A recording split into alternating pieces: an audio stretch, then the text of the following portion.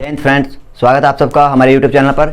आप सबको पता है कि जो एयरफोर्स की एग्ज़ाम डेट है वो आ चुकी है और इसका मतलब नेवी का जो पीएफटी का अपडेट है वो भी आने वाला ही है। कभी भी आ सकता है पीएफटी का एडमिट कार्ड इंडियन नेवी के लिए। तो उसके लिए मैं आपको बता दूं, बहुत सारे लड़कों को दिक्कत आती है वहाँ पे जाने के बाद। उनको ये भी नहीं पता होता, भी सबको चलो ये तो पता होता है रनिंग कितनी है, 1.6 किलोमीटर है, लेकिन पोजीशंस नहीं पता होती भी पुशअप और स्क्वाट्स की और क्या क्या चेकिंग होती है वहाँ पे जाके। जैसे कई लड़कों के कानों में वैक्स होती है, वो उसकी वजह से एमएच ले लेते हैं और आंखों में थोड़ी बहुत प्रॉब्लम होती है, वो थोड़ी थोड़ी नॉर्मल प्रॉब्लम की वजह से रह जाते हैं एमएच की वजह से, या फिर उनको घेड़े काट लगाने पड़ते हैं, चक्कर लगाने पड़ते हैं बार बार। तो इससे अच्छा मैं पहले ही पता हो सब कुछ।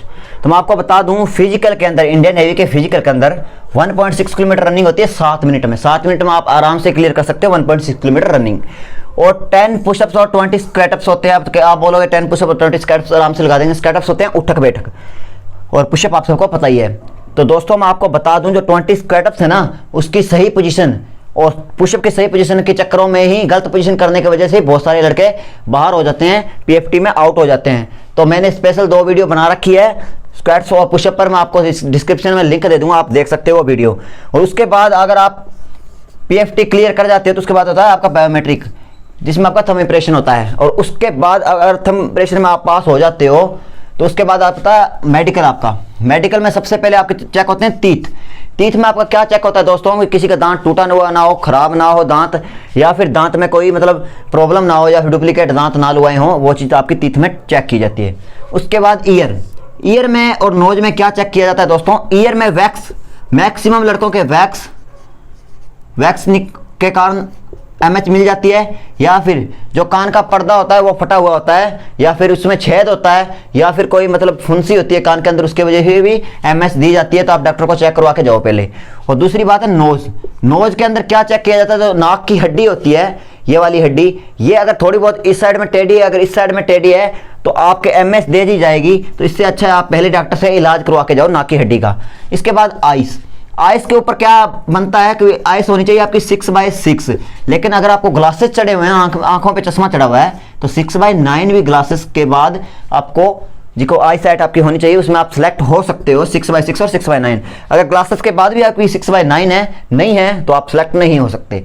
और आपका वेट और हाइट, जो वेट होता है इंडियन नेवी में वो हाइट पे डिपेंड करता है, क्योंकि जितनी आपकी हाइट होगी उसके हिसाब से ही आपका वेट होना चाहिए। और मिनिमम हाइट 157 सेंटीमीटर होनी चाहिए, लेकिन एक एक्सेप्शन है जिसके अंदर 152 सेंटीमीटर हाइट भी चल जाती है।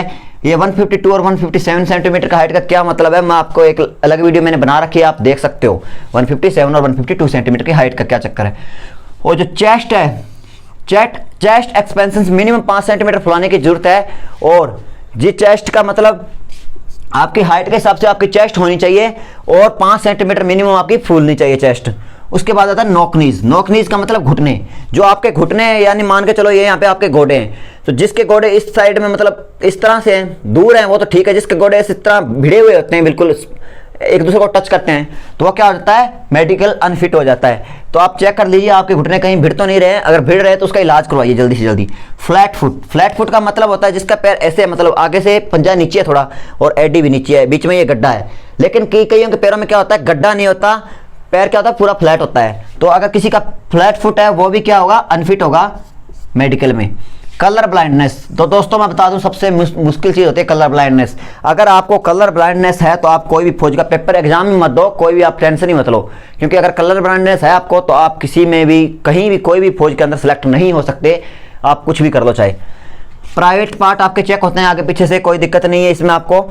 और टैटू, अगर आपके हाथ या कहीं भी टैटू, लगभग हाथ में टैटू होते हैं, अगर गर्दन पे, हाथ पे कहीं भी टैटू हो, अगर इनर साइड में टैटू है यानी इस साइड में, तो टैटू चल सकता है, लेकिन वो भी 1 सेंटीमीटर का टैटू चल सकता है, 1 या 2 सेंटीमीटर का टैटू।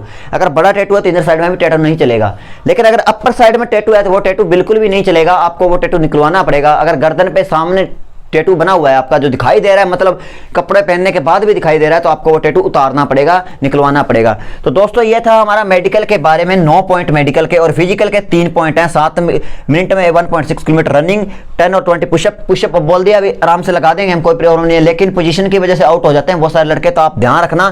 जो हमने वीडियो बनाई है उसमें आप देख सकते हो पुशअप और स्क्वाट्स की सही पोजीशन क्या होती है, डिस्क्रिप्शन में लिंक दे देंगे हम।